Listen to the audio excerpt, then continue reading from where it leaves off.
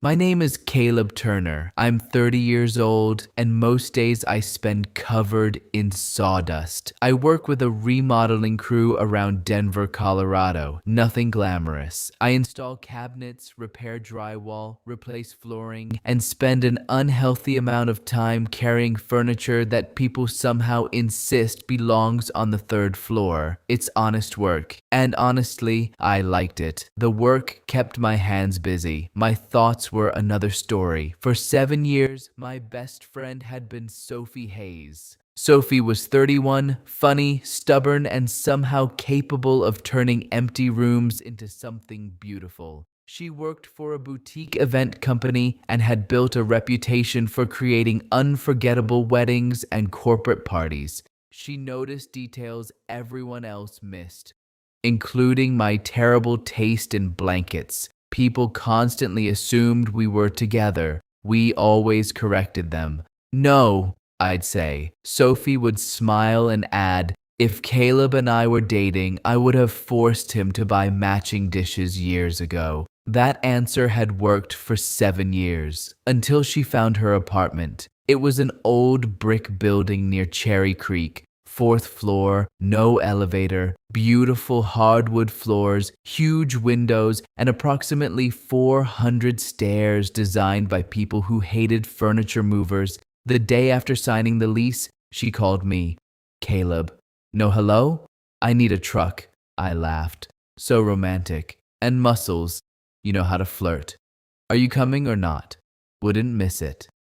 Saturday morning, we spent 3 hours inside a vintage furniture market. Sophie treated every lamp and table like she was choosing crown jewels. I mostly pushed carts and tried not to destroy my spine. She found a navy blue reading chair, a walnut coffee table, a brass floor lamp, and an antique bookshelf with carved edges. It's perfect, she announced. It weighs as much as a small car. You're strong. I'm starting to think this friendship is very one-sided, she grinned. You get free pizza. True love. She laughed so hard that people turned around, and suddenly the whole store felt brighter. At checkout, the elderly owner smiled warmly. You two are adorable. Then she looked at me.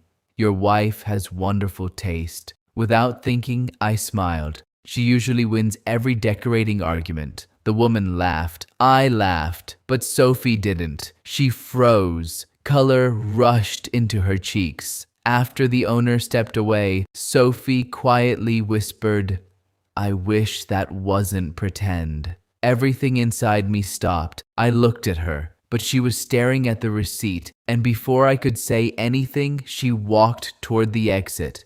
The drive home felt strange, too quiet.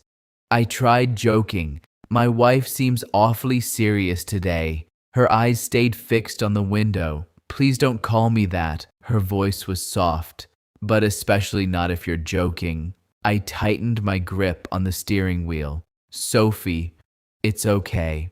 No, it wasn't, because I could hear the disappointment hiding underneath those 2 words. And for the first time in 7 years, friendship didn't feel simple anymore. It felt terrifying, but what Caleb didn't know, while he was still trying to understand why Sophie had suddenly pulled away, someone else was already stepping into the empty space between them, and in just a few days, a charming stranger named Nathan Reed would change everything. What Caleb saw when he showed up at Sophie's apartment a week later would leave him completely speechless. To be continued.